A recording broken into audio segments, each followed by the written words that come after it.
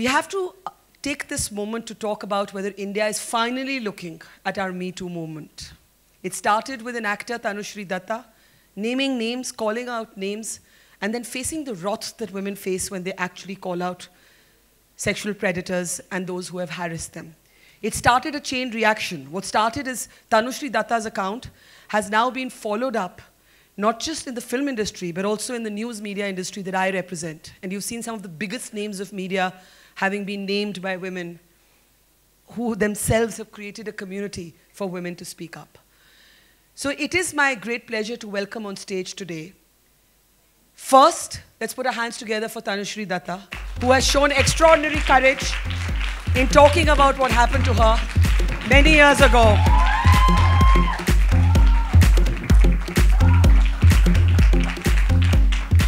And then, Bengaluru-based journalist Sandhya Menon did the extraordinary thing of opening a Twitter thread and asking women journalists to write in and say, were you ever harassed when you went to do an interview?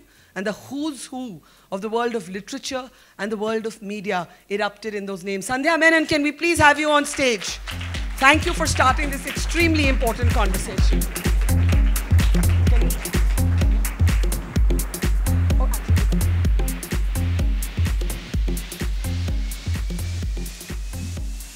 We need to get you a mic, right? Yeah, you have a mic, okay. Tanushree, you're very much the person of the moment. And I think you may have helped this country start something here. You started it, and it's been like a domino effect. It started with you naming Nana Patekar. It started with you making an allegation against Vivek Agnihotri. It started with you facing the backlash. But instead of women going silent, we saw more women speaking up. Today we saw Vikas Behel's production firm on the mat. We saw a director like Anurag Kashyap being compelled to give a statement. We saw that production firm closing down. Tanushree, how long have you lived with this trauma, and what happened now that the floodgates burst open again? Well, this incident happened 10 years ago. Yeah. And 10 years ago, all the steps were taken. I had filed a police complaint. I had given a detailed complaint to CINTA, the Film Association of Bollywood, and I have written records of it, and a couple of other places. So, and the media covered it extensively, although the narrative was unfriendly and hostile at that time. Very unfriendly, very hostile, very unbelieving. Some of them were outright derogatory and, what is that kind of reporting? The scandalous... salacious, like almost gossipy? Gossipy, yeah. And so it died down like a story. It erupted like a story, and it died down like a story. And of course, the film industry was silent completely. And I saw that these guys, the Nana Patekar, the producer, director, the choreographer, they were all party to the harassment. They went about their life as if nothing happened. And malicious rumors and lies were perpetrated about me.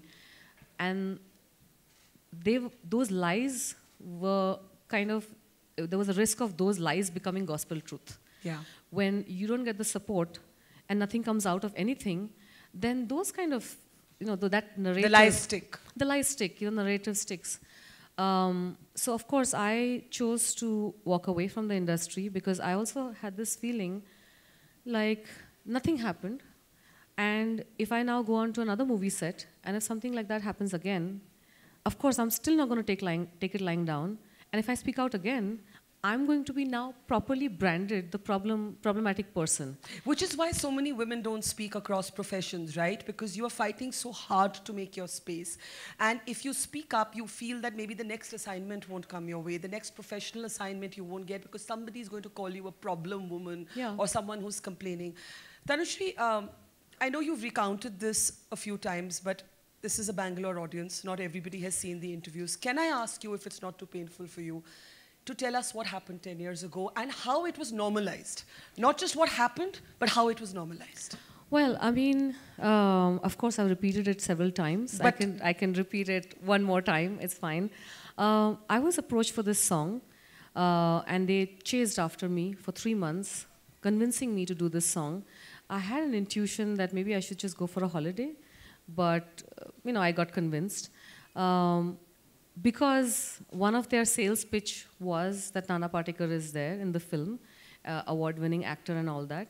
And the song was good. I would, if the song becomes a hit, I would go ahead and do stage shows on it. As we all know, female actresses in Bollywood don't get paid as much as male actors. So we have to work doubly hard. We don't have the luxury for being lackadaisical in our attitude towards work.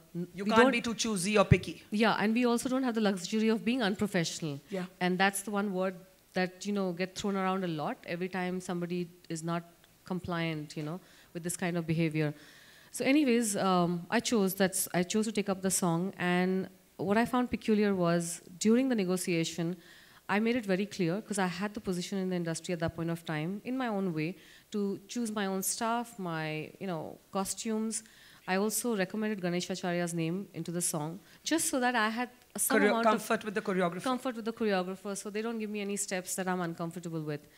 Nana Patekar had one line in the song, just one line, which they said they will take it separately, because they were anyways shooting on a set which was being used for the talkie portions as well. And then my song was going to be picturized on the same set. But he was on set the first day, and the second day, and the third day, and this was the fourth day. He was not supposed to be on set, so his presence on set was also making me uncomfortable, because his whole vibe, the way he would be staring at me, I'm doing my work and he's always around, But that's not something you can complain about. That's just weird behavior. Right. And being in Bollywood, you kind of get used to weird behavior. You get used to obnoxiousness, rudeness, weirdness. Giant male egos. Yeah, that kind of stuff, So you're like, okay.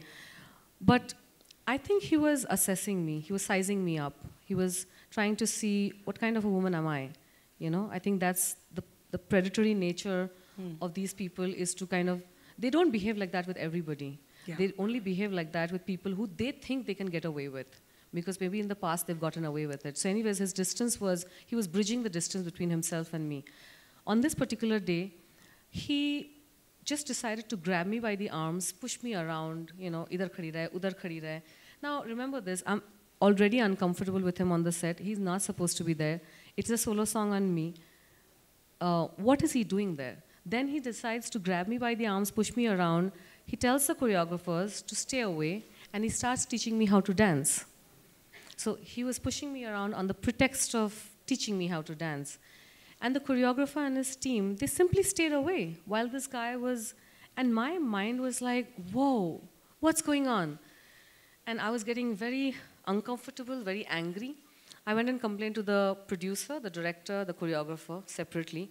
And I was very angry. I said that, ask him to leave the set. And I had brought it up the previous day as well. Right. What is he doing on the set? And they said, oh, we can't say anything to him. He's a senior actor. But kya kare? Koi baat nahi, And then when I complained about this, they said, don't worry, we'll sort it out. He's a senior actor. We cannot say much to him, but don't worry about it. Everything is going to be okay. Anyways, an hour and a half later, or 2 hours later maybe, they call me on set for rehearsals. I go for rehearsals, and they introduce a dance step in which she has to feel me up. So after I complained of his behavior, and they assured me that they're going to take care of it, now they introduce a dance step. They manufacture a dance step where he can basically molest or paw you. Yeah. And if I had gone ahead with that dance step, I would never have anything to say. I would not be here today. I would not be able to say anything, because that dance step, if I had gone ahead with that, he would have done whatever he wanted to do. So what did you do instead? I put my foot down. I said, I'm not doing this dance step. And the director, choreographer, and the producer, they literally came down on me, calling me unprofessional on my face. They said, dance step to karna hi padega. Like, you don't have a choice in it. It's part of the choreography. I said, hey, he's not even supposed to be a part of the song. He's not even supposed to be a part of the choreography. Then why now all this? Why is he now a part of the choreography? He's part of the song with me. And I'm being forced to do a dance step that I'm not comfortable with. Okay.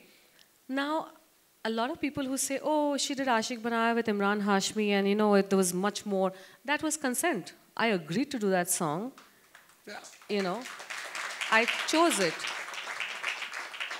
this particular movie, I had consented only to a solo dance sequence. I had made it very clear it is a solo dance, and they had assured it that नहीं उसका एक ही line है गाने में, वो हम उसको अलग से ले लेंगे. So what happens after this? I put my foot down. They were angry with me. You know, I could sense the hostility on the set, and I walked out. Of course, they tried to modify it a little bit, but I walked out. I knew they were not, you know, they were not willing to bend down. I called my parents on set, my manager, because I was a kid, you know, 10 years ago, so I was very young. I was not able to get through to them, so I thought if my dad comes and my dad communicates with these men, maybe, you know, he'll be able to explain. And did that work? No, it didn't. They had the same attitude, the same hostile attitude towards my dad, my manager. They were adamant, and they even threatened to call the media. They said, we'll call the media, you know. And of course, my parents were trying to do that. My mom was with me, my dad was on the set. Then my dad came back, and he's like, you know, it's not working. And he told them, सब गरम हो चुके हैं अभी, तो अभी घर जाते हैं. Let's relax a bit. शांति से आप सोचो, हम भी सोचते हैं. Let's pack up, you know. They announced pack up, but they had already called the media. While we were getting ready to leave the van, we heard our van door being banged violently. We didn't know who they were who were banging our door so violently. They were a mix of media. There was one guy from the media, that orange shirt guy, who you see in the videos. Yeah, I've seen the video. Breaking the car. Yeah. And there were people from the Manse party as well. And we knew that, you know. Now I'm being asked to prove that they are Manse party also. So I'm like, hey, I mean, you know. So there was a violent mob because you were dared to take on someone powerful like Nana Patekar. Yeah. And what happened with Vivek Agnihotri? Was that a separate incident? That was a separate film. Let me finish this. Yeah. Nana Patekar at that point of time had joined the Manse party. It was public news. And Manse was a new political party which was coming up on the scene with this aggressive ideology. So obviously that's a connection, you know, where when this, you know, news reached them, they came to support one of their own in the manner that they know best. We had to be rescued from there by the cops. They had to fire a couple of rounds in the air because we were blocked off. Those guys had asked the studio gate people to shut the gates, to not let us leave while all this was going on. Those guys were giving interviews, calling me all sorts of names. We were stuck. We were not able to communicate anywhere because the network's really bad. The cops came, rescued us. We were taken to the police station. We filed a complaint. I told them everything that I'm saying now and I've been saying for the last 10 years. And then, of course, the media, you know. And basically, I saw the industry body apologized for failing to have, you know, they said you did come to them. You did. By the way, a lot of people said, why didn't she speak earlier? Why didn't she speak earlier? Actually, she spoke earlier. You went through all of the complaints. There are many reasons women don't speak in real time, and I want to talk about that, but you, in fact, did, and nothing happened. Just briefly, if you can talk about what happened with Vivek Agnihotri, then I want to call Sandhya into the conversation. So I was, you know, talking about this recently, and somebody asked me, you know, have you faced something similar in the film industry? So I said, you know, this is common. Like, people harassing you and being obnoxious is a very common thing. And I mentioned an example because it was a by-the-way kind of a statement. I didn't even mention Vivek's name. I said a director on my first movie set. I think I implied it. So what did he say to you? He was generally obnoxious all the time. I was not his first choice for the film. But he said something, you know, sexually explicit to you. He was always mean and rude. But on that particular day, I was shooting a song sequence wearing skimpy clothes, and they had to put water on me. And because of that, you know, I got high fever. I requested the production to tone the AC down. The AC was full blast. The production did not do it. And the production guy came and told me, you have to ask sir, the director. I went and asked him, sir, could you know, put the AC down because I'm developing a fever. And he said, तुम्हारे लिए पूरी set को गर्मी में सड़ने दे क्या? ठीक है? I felt horrible about it, and I chose not to say anything about it. Anyways, I was not allowed to go back to my van or anything. That was his usual practice. Right. I was constantly on set, you know, whether I'm required or not. I would be on set from morning 6 o'clock to sometimes evening 8 o'clock. And my shot wouldn't come, and I would be packed up. Yeah, if I went back to my van, within 20 minutes, he would send somebody and say, Tanushri ko set pe bulao, uska shot aa raha hai. And what would he tell you when you came back to do this sequence? So anyways, I was on set with my fever, with my robe and everything. I was standing behind the camera, and Irfan's close-up was going on, tight close-up of his face. And he had to give some expression at me. Like, so the dance sequence is going on, and he's giving some weird expressions. Right. So you don't need to give cues for something like that. It's a tight close-up, and it's not a dialogue, talky portion. So just to humiliate me, this guy is like, ये इरफान का shot है, जाओ जाके कपड़े उतार के नाचो, cues दो उसको. कपड़े उतार के नाचो, हाँ. The robe that I was wearing, जाओ जाके कपड़े उतार के नाचो, cues दो उनको, in front of the whole set, on the mic. And I was just shocked with the manner in which it was spoken to me, and it's a first time that somebody has even spoken to me like that. Yeah. It's my first film, first experience with the crudeness of the film industry. I come from a Miss India background, represented India at Miss Universe, come from a very educated, basic, normal family background. I have never even heard men speak to women like that, okay? I get shocked, and I'm thinking how to respond to that command. Like, do I actually take off my robe and go, or take offense, or like what? Like, while I was thinking all that, Irfan Khan spoke up, and he's like, he felt offended. He's like, no, I don't have to, I don't need her cues. Mujhe acting aati hai. And Sunil Shetty, who was there, was also mortified. A bit later, even he, came at Vivek, saying that, मैं आऊँ sarcastically, मैं आऊँ क्या cues देने के लिए, क्या बात कर रहे हो? And he reprimanded him. So I think listening to you, what I'm hearing is actually probably what a lot of women go through, but dare not say, call it by its name. And I want to come back to you on the reactions that you faced then and now. And Vivek sent me a legal notice. And Vivek sent you a legal notice, as did Nana Patekar. It hasn't stopped you, and more power to you. Sandhya, all this is, she triggered something. Tanushri triggered something, and you're seeing these conversations happen across professions. On Twitter, you actually opened the floodgates by talking about a colleague who you had worked with, who you said had harassed you, and you invited women to share their stories, and suddenly the dams burst open, and there were women, some keeping anonymity, some identifying themselves, naming names. They were naming names from, Kiran Nagarkar. I mean, this author whom nobody even knew this dimension of, and suddenly one woman spoke, and then so many other women speak, and there were so many other names that have been named. Sandhya, what made you do it? So I think for the past year, all of us have just been primed. The atmosphere is just we are just tired, left, right, and center, tired of the fact that we just have to keep quiet about these things. I think all my women journalist friends know which are the creeps, who you have to stay away from. You would know, right? Oh, yeah, we all know. So we just tend to be talking amongst ourselves, and that's got to come to something. And I think for me, the turning point was what Tanushri did, which is, I can't say I was inspired, but it definitely had an influence. It had an effect. Because for me, the point that she's saying the same thing that she said 10 years ago made a big difference to me. It's the same story that she's sticking with, And I had blogged about my experiences about 2011, so that's about 7 years ago. And I haven't wavered from them. Like, okay, here, I've documented this. I'm going to go ahead with it. I was a little unsure. I spoke to a friend. I said, hey, should I do this? He's like, yeah, go ahead. But were you taken aback by how many women in media were suddenly writing? It's like something I've never seen before. Shocked. Everyone from, they started with, peer group, and then they went right up to editor level. And a lot of them, I understand in this moment why they've kept it, even though they might not be repercussions. Because I just got to know when I walked in that I'm being sued for defamation by K.R. Srinivas. So I understand why a lot of women are keeping quiet, because I don't know what a defamation suit means. I'm just having a quiet life somewhere as a freelancer now. But this has hit me. So, but what I'm trying to understand is we've all told each other these stories. And I'm not going to lie and say I'm traumatized. This happens, you get pissed off, you get annoyed, you blame yourself, you feel guilty. And my DMs is full of women feeling guilty for what they've done.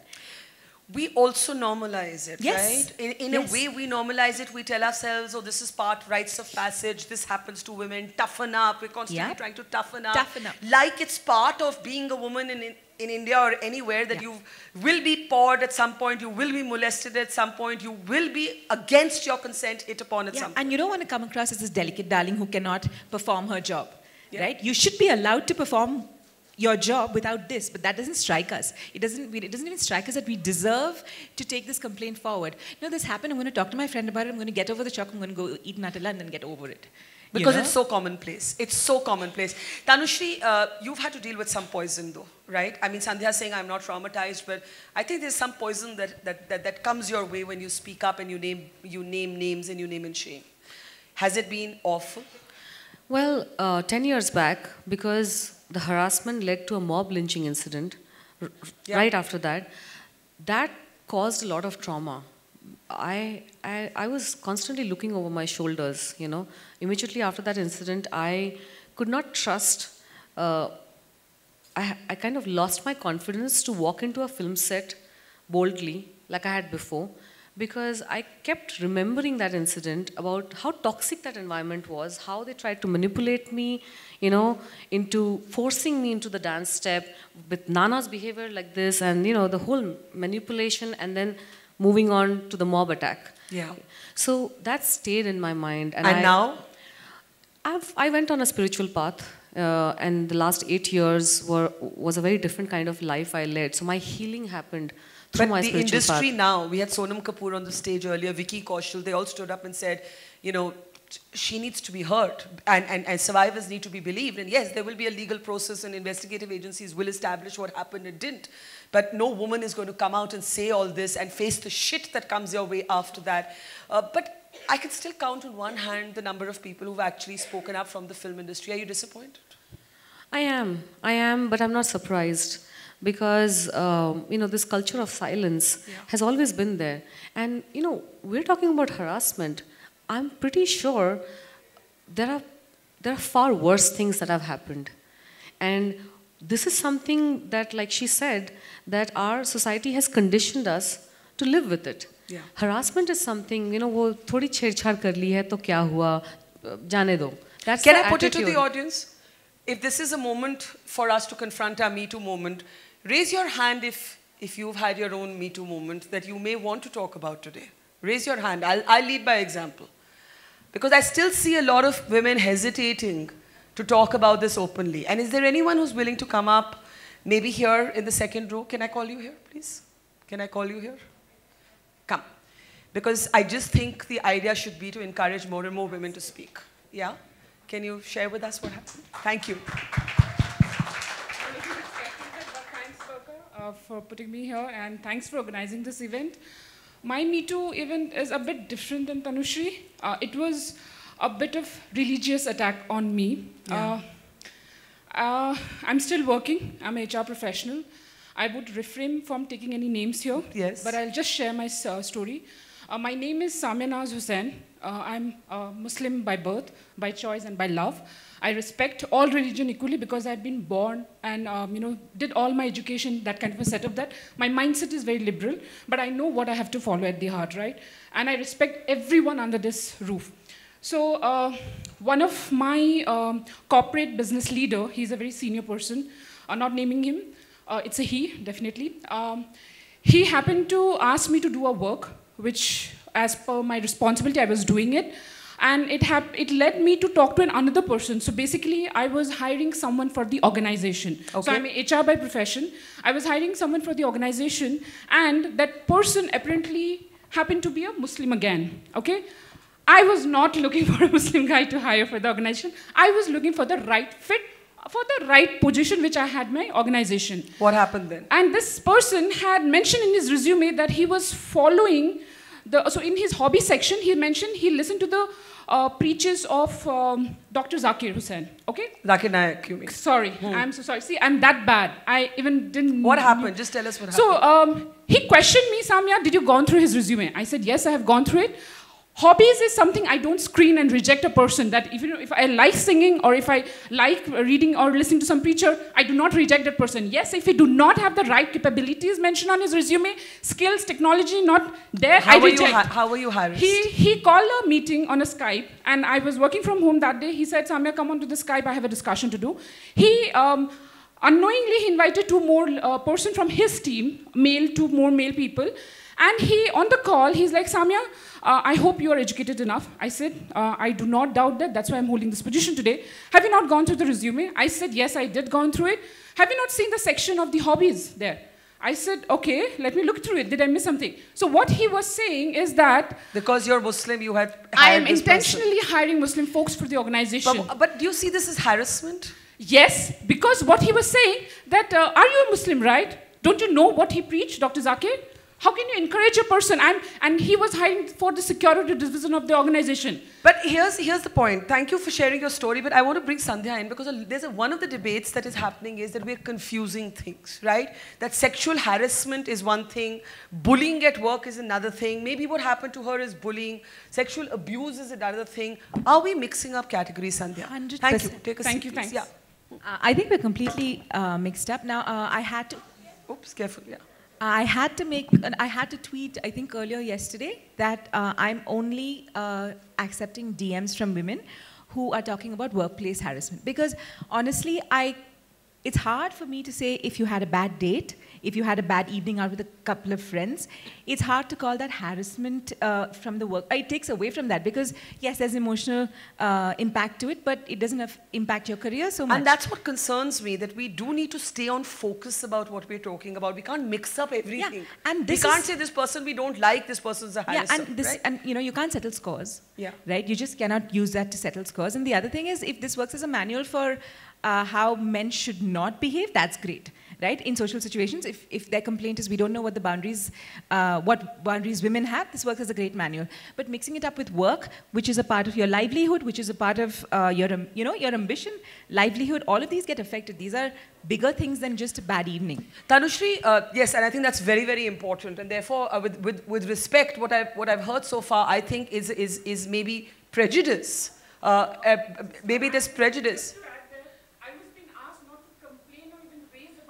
I agree, but I'm saying it seems to me like a workplace issue and not a harassment issue in terms of sexual harassment. She faced a religiously inspired prejudice. And that's, I think, a different set of issues. But which is pretty bad, actually. Tanushree, have you lived, literally, is this just the tip of the iceberg? Because, you know, somebody said in the afternoon that Nana Patekar and Vivek Agnihotri are still not the biggest names, that nobody's really naming the really big names.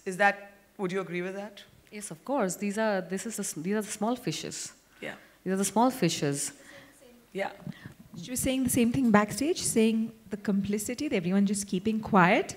This is a small story. This is exactly what she was saying. And it's the same with the media. Yeah.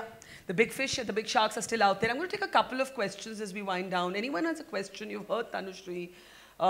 It's taken a kind of mental toll on her. Yes, please. Yeah. Can you come up front? Can you just come up front? Karan, can we get her a mic, please? Yeah. Yes.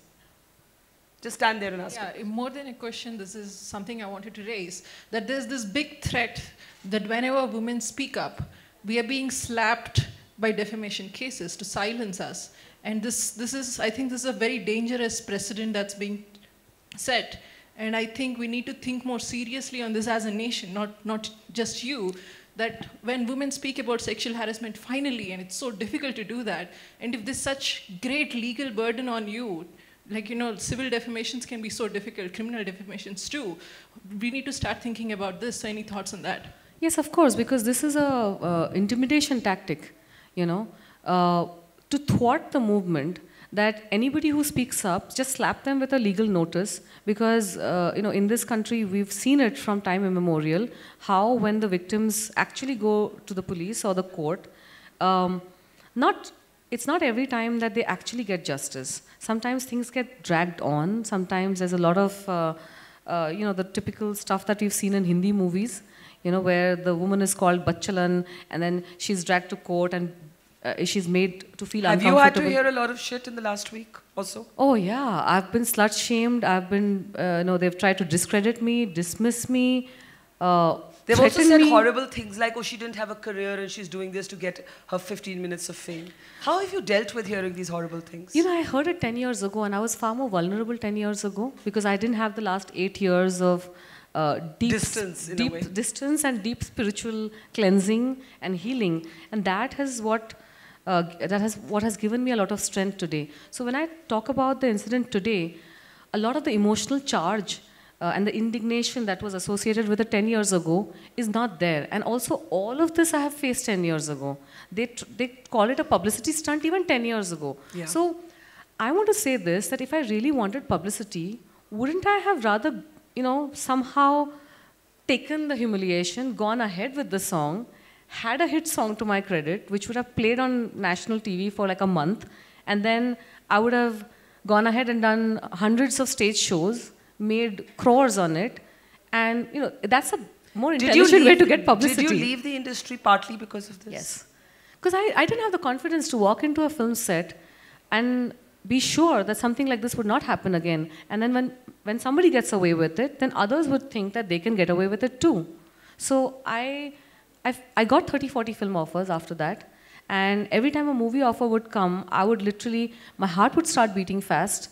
I would, break into a sweat.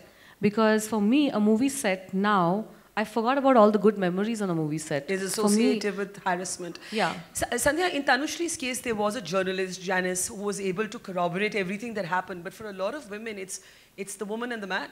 Yeah. And that's why it becomes this he said, she said, and all kinds of rubbish is said about a woman who actually speaks out. Yeah, so that's the thing that we're trying to combat now, right? A whole bunch of us journalists have gotten together and say, hey, the women who have chosen to stay anonymous, what can we do for them and what can we do for us who have come forward and complained? Now, even if there was a journalist who was, it's because it's a more public sphere, right? Somebody sitting in a car and sticking their tongue down your throat.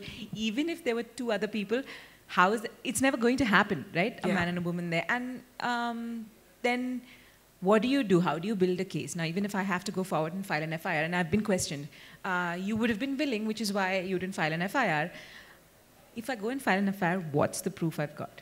Right? And that's when when they say these things, like, oh, even though I had taken all the necessary steps, there are eyewitnesses, there's video records of everything that went down. What if tomorrow a girl comes up with whom, she's experienced assault? Of course, she's not going to have video cameras on her forehead attached to record everything. That's why it's an assault. That's how it happens. And it's probably just her and the perpetrator, and it was probably so traumatic that she didn't tell a single soul about it. With the Hollywood's Me Too movement, there were women who came up after 15, 20 years, and some of them had not told anybody because it was so horrendous, but they were still heard. Or the Brett Kavanaugh hearing, where someone has come out after decades. Yeah, because the more that happened in high school. The more the trauma, the longer it takes to even get to that stage where you speak. You know what I'm saying? Some traumas are such that it leaves you in shock. Do you believe anything's going to change in the industry? Industry, I don't know, but I do know that consciousness is rising within the Indian masses. The very fact that we are having this conversation today and that Sandhya has started a movement, within the journalistic community, and, whatever is happening, like, Kangana and Vikas Bahal, I feel like there's hope, because I didn't even think that we would get here today. So I want to ask both of you in the end, would you advise women to speak up and speak out and speak loud, or do you believe that every woman navigates that choice for herself? I always tell women, at least tell one other person. At least tell one other person. Sometimes you can't immediately report it, but tell somebody. So somebody there has a record of what happened to you. I am conflicted, but if you're younger, especially in that age group of 19 where you're interning to about 27 till you actually find your feet, speak up. Speak up. You have less to lose at 25 than at 35 when you're sitting higher up. I feel like secrets are never healthy for a human being. Any kind of secret. If something's happened to you, for whatever reason, if it has stayed in your conscience, if it has stayed within you, it is a poison that's going to slowly, slowly spread. It's going to change your outlook. It's going to change who you are.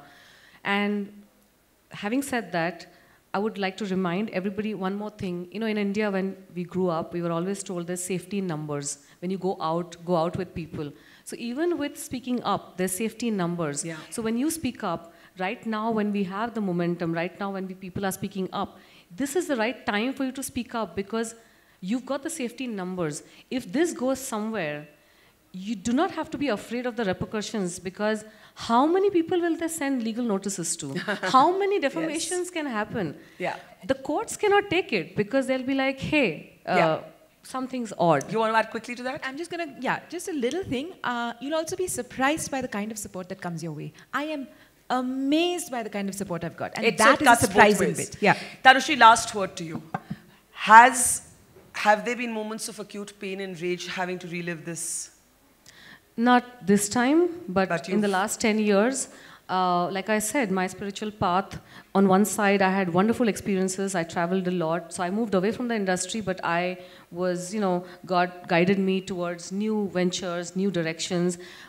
And at the same time, I was also healing. There were moments of rage, anger, frustration, and a lot of feelings. But I think a lot of it has now slowly faded away. Time heals everything. And that's why today, as I'm healed, I want to make sure that this environment is created where nobody thinks that they're going to get away with it. Like karma is a bitch. She's going to come back to you even after 10 years, 15 What would years. you say? What would you say to this packed audience here as a last thought? Because after that, we do have to wrap. What would you say to them?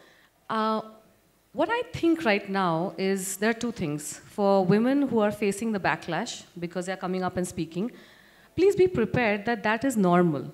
They're not going to simply be like, they're not going to accept it and say, hey, yeah, we harassed her.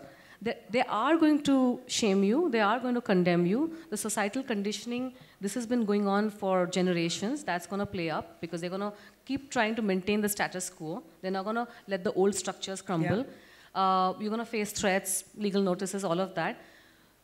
You will also have support to deal with it because a lot of human rights groups will come, women will come, men will come. Yeah. Lawyers are coming forward, advocates are coming forward to take cases pro bono, free of cost. So that's going to be taken care of. Plus, the other thing that we have to make sure is that we drive this in a direction where we get more powerful support for the movement. So we don't have to get rattled by the onslaught.